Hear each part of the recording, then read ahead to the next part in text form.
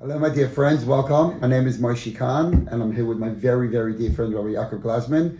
And this is going to be the first of multiple series of having meaningful and genuine discussions between the rabbinates and other interesting people. So, Rabbi Yaakov, thank you so much for coming, and it's wonderful to be here with you. It's an absolute pleasure, Moish, and it's an honor to be part of this conversation as well, the first of a series of many, please God.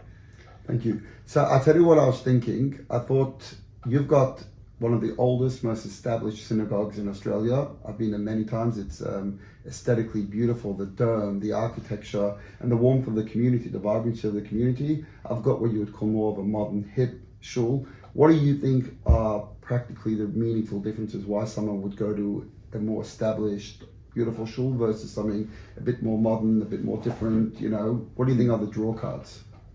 Well, firstly, I think the pretext to that question is the fact that we are blessed as a community to have such a diverse range of different shuls within the Orthodox space, and people really can choose. They can choose to have, I guess, what it is that attracts their heart.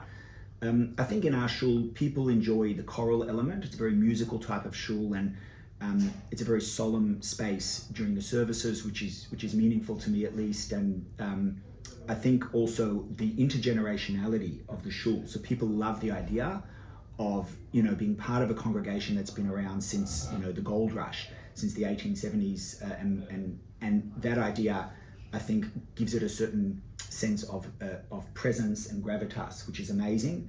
And I'm keen to hear about yours. I mean, Dominion is just a few years. How many years old now is it? It's now coming up to 15 years already, which is quite amazing, but still considered a young new shul. And we came out of. We didn't have this big grand vision to start a shul. We were just really, I started off as, you know, working with youth, and then the youth became teenagers, the teenagers became university students, who then became young adults. Yeah. And before I knew it, was all these people who had a relationship that were not going to shul. And so I said, hey guys, let's start a shul together. And that's where we were just the minyan. We were just starting off as a little coming together. So and to your great credit, Moshe, a lot of people who I encounter who go to Dominion, they'll tell me that they were looking, they were searching. They weren't so much into that whole established congregation vibe. They wanted something that was a little bit more, you know, like you have established cafes and then you've got the ones on the streets. It's just like a hole in a wall. They wanted that kind of niche environment, and I think that you've provided that with distinction. I think a lot of people feel very connected to that space and to the vibe that you provide. So kol hakavod to you. Yeah, thank you. I do agree with the point you said at the outset, which I think is really important and quite amazing. Just how many wonderful and beautiful shuls and communities there are here in Melbourne. And I think it's fair to say that whatever type of shul someone is looking for, that exists here. So everyone should be going to a shul. Doesn't matter what shul. It could be St Kilda, it could be Dominion, but there's so many beautiful, wonderful communities. And I think something which we were just talking about before leading into this conversation, I think something which is beautiful is that in yesteryears, maybe some of the rabbis were, you know, somewhat more aloof and somewhat more disengaged, if you like. And I'm not saying that disparagingly, God forbid. They were wonderful and incredible rabbis, but I think they had a different position in the community. I think the rabbinate has changed in terms of that it's become more engaging, more involved, and more, I would dare even suggest, more friendly in the sense of become friends rather than necessarily someone who's sitting up on a pedestal. And what do you think? I fully agree with that, and I think, you know, the rabbinate, the modern rabbinate today, has really responded to the needs of the current community, the community of now. You know, I think in yesteryear, as you described, there's very few congregants who would have approached their rabbi on a first name basis, as an example. But yet, both of us in our congregations, you're Moish, I'm Yaakov, and I think that's very healthy.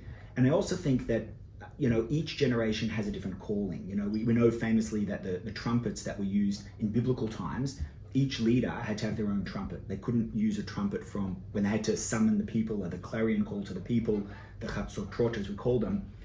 Those trumpets were not allowed to be handed down from generation to generation. And the profound teaching there is that each leader has to maintain the message, the authentic message of the Torah, but use his own trumpet, and to not rely on the trumpets of the previous generation. So I think, you know, the approach of the rabbis in the previous generation was highly effective in that generation, but it would not be effective today. And who knows, in 20 years from now, the next generation of rabbis might look back at us and say they did very well for their generation, but that's no longer a nice fit for our generation.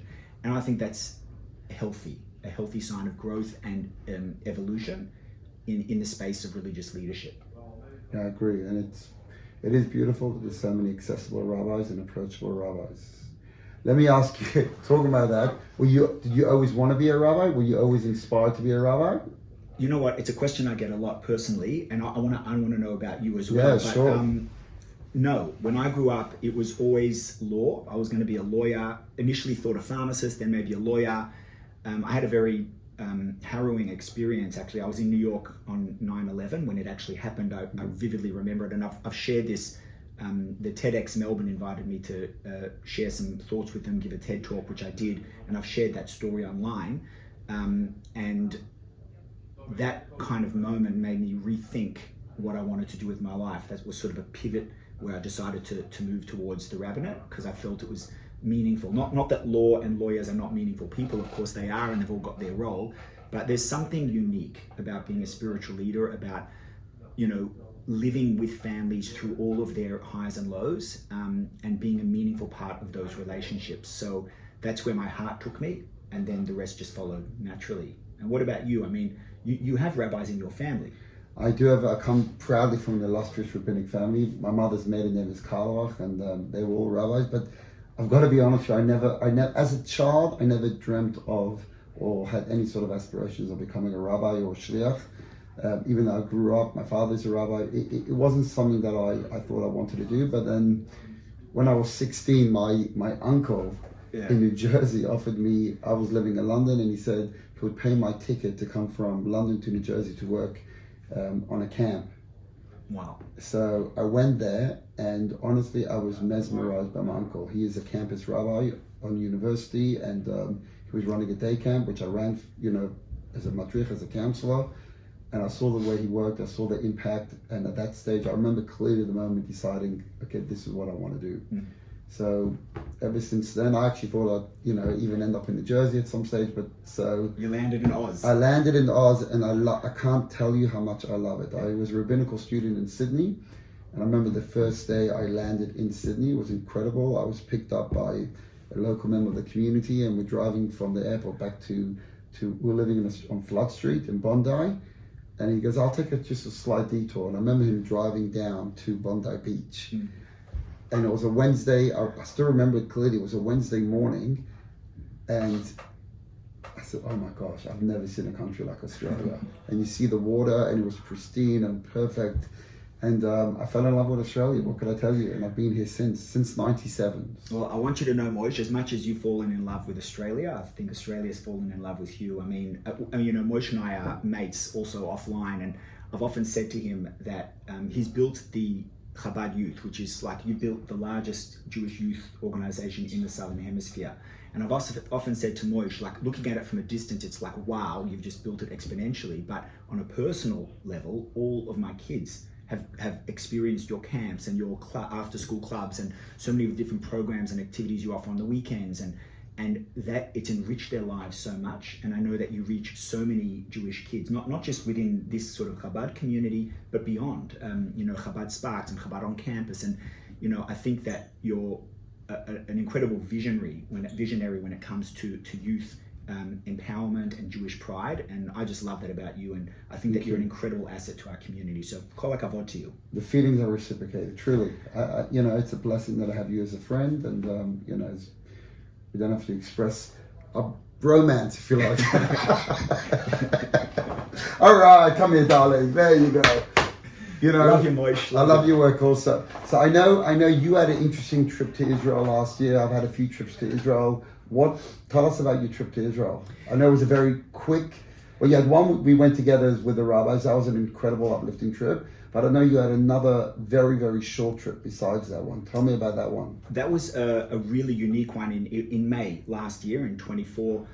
I have a close relationship with the Catholic Archbishop of Melbourne, Peter Comensoli, and numbers-wise, his church is the largest in Australia. All of the Catholic churches in Victoria. So he is a very influential religious leader. And I remember so vividly that the day after the 7th of October attack, he phoned me, and he just expressed how gutted he was, and he said, what can I do to help? And that was on I think it was a Thursday, and I said, tomorrow, Friday, there's a massive gathering as the sun sets on the eve of Shabbat in the Corfield Park, please come with me side by side to show your solidarity and support. There were thousands of people there. I remember vividly, we walked through and we were sort of ushered to the front area, and he came to show solidarity, and he lit a candle in the memory of the victims, and it sent such a strong message to me at the time that we have a friend outside of the Jewish community. And it was quite humorous because you had the Chabad teenage boys who are so beautiful and sweet. They go around putting tefillin on people, and they walked up to the Archbishop and said, "Excuse me, sir, have you put tefillin on today?" He had his clerical collar and everything. It was so good.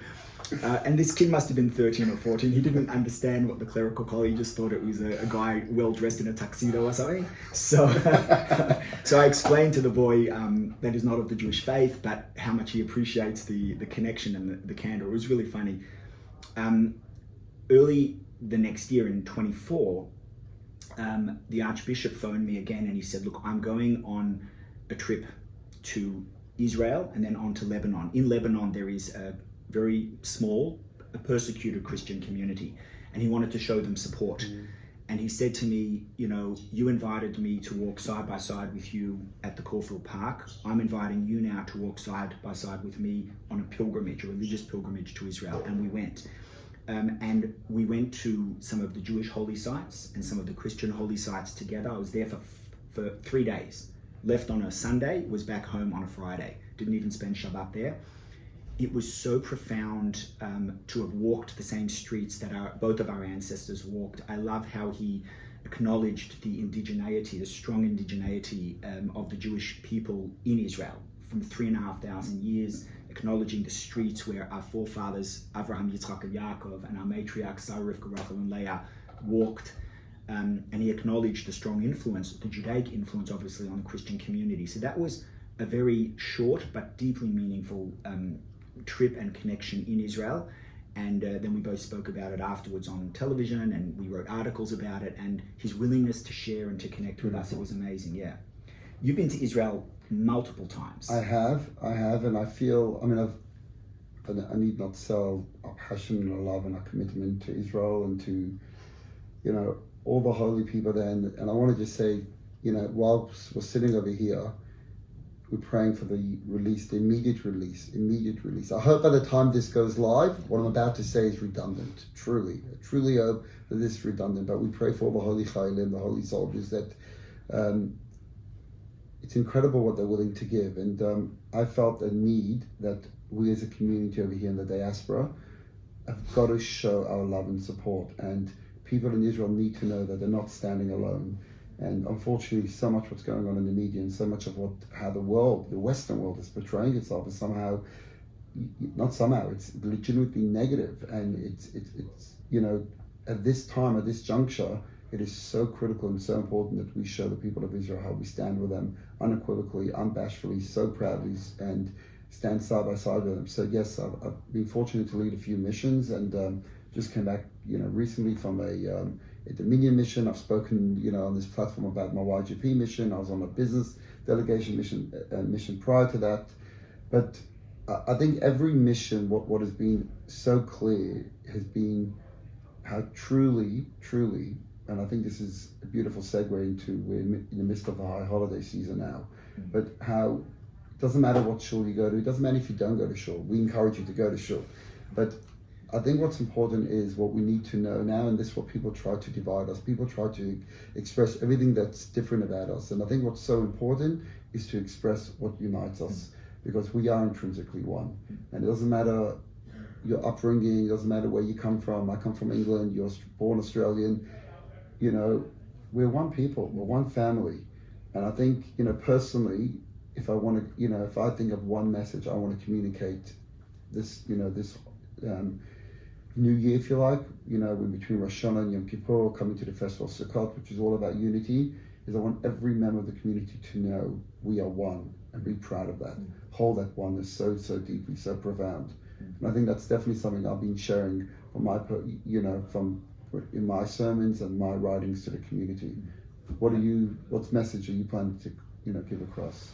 Well, at the time of recording, we're still a couple of weeks out from Rosh Hashanah. I don't want my congregation to think I'm entirely unprepared, but I haven't yet crystallized what I'll be speaking about during the high holidays. But I think that Jewish pride, to me, is so critically important. And like I have to say, I spend the majority of I do interfaith work, there's no question about that, but the majority of my time, like yours, is spent within the Jewish community, and it's kind of like a home court in the sense that you're kind of preaching to the choir in a sense.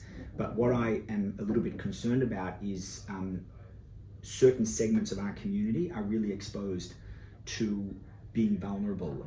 People in the arts, we have a lot of people in our shul who are exceptional artists, writers, music people, vocalists, singers, and they're doing it tough. It's a very tough space over there, as well as university students. Just last night I was reading a statement from August about some of the referendums and the statements that are coming out of the National Union of Students, and it's very disheartening. And I think that a lot of people can feel flat, underwhelmed, intimidated. The main message that I would want to communicate is that of what we call in Hebrew the Gaon Yaakov, the Jewish pride, that strong sense of being able to look in the mirror and to say, you know what, I am a proud, strong Jew. You and I just co-hosted an event last night with the Jewish fitness coach, a guy named Yoel Levy, and he spoke of that message of pride, that he was the first social media influencer to put the word Jewish into his tag, into his name, and a great personal cost. Exactly. He lost 25% of his followers overnight, like that. And yet he persevered, and he's so influential now, and he reaches and touches hundreds of thousands of people through his posts and his messages. So I think we really need to remember that we are gifted to be born into this religion. And that's not to detract from other religions, but we need to be proud of who we are and what we represent. We live in a hashtag generation and social media. Like if there was one tweet that we could put out there, I'm going to ask you what yours would be, like a one-liner. Mine would be, we are born to be ambassadors of light. Our job is to flick the switch, to turn on that light, to recognize our own potential, who we are, how we can not only be strong in ourselves, but actually empower others as well with that strong Jewish pride. What about you? What's your truth? I think like the first thought that comes to mind without any is the gift that you were born, and the fact that God created you, the fact that God said, I need you in this world, means you have so much to contribute. And I think there's not a person in this world that can't change it, bring light into the world, bring love into the world, bring positivity into the world. Every one of us were given this sets of tools, of gifts that we could just impact the world forever for. It's the most incredible thing. And it's like, I can't think of a more, I think some of the things people are struggling with is identity, is position, place. What do I do? What do I have a place in this world? What am I contributing? And I think the fact that God allowed you to be born, right? It's God telling you how much they need you, how much we need you. So that's beautiful. That's really beautiful. Yeah. Last 5 seconds. Okay, I'm gonna throw a few questions. You're gonna throw a few questions at me, and I haven't even thought of them. Love it. Chocolate vanilla ice cream. Sorry, chocolate or vanilla ice cream? I'm a vanilla guy personally, and you? Vanilla also. Oh, there amazing. You go. Okay, savory or sweet? 100% savory. Savory, man! Oh my God! I'm a Sephardi born in an Ashkenazi body, Steak, well done, medium or rare? I personally like it rare. Well done. Well done. All right, we can't be brothers on everything. Would you order fish in a restaurant, or would you just go like for the meat? If you go to Kimberley, would you consider ordering fish, or is it no? I'm not a fish person generally, so probably not, whether it's a restaurant or home. All right, same here. Okay, and last question. I'm trying to think of a good one. I know you like footy. I don't. I'm not a big footy fan. Sorry. So I wouldn't even know what to ask you the footy one. But in all seriousness to everyone, Shana Tova U'Metaka, may you have a happy, healthy, sweet new year, full of blessing, full of success. And I want to say, go to your dear ones, your parents, your children, your spouse, your dear friends. Just tell them how much you love them. Give them a hug. Give them a kiss. Because I want to tell you something. Go to your neighbor. Go to any stranger. Our role in life is spread love, spread positivity, spread goodness, do an act of goodness and kindness. Really. Yeah. It's amazing, Moshe. And I'm feeling the love right now, which is beautiful. And to echo that, it is a time of darkness, but the most important thing to remember is our people have been on this planet for 3,500 years, and there's always been an element of hatred and animosity towards us. It just mutates in every generation. It manifests in a different way. Right now it's anti-Israel activism, but in every single generation we have always responded with the strength, with the resilience, with the hope, and with the sense of dignity. We always rise above the hate, and we respond to hate with love. We respond to darkness with light, and as is very famously said, a little bit of light dispels much darkness. So keep lighting the flame, keep flicking on the switch, keep being ambassadors of light and love and hope and warmth. And I think that the collective is able to have ripple effects in this world, all for the better. So Shana Tova Umutuka, may we all be inscribed in the book of life, in the book of happiness and health. Please God for all of our families. Thank you. Shalom.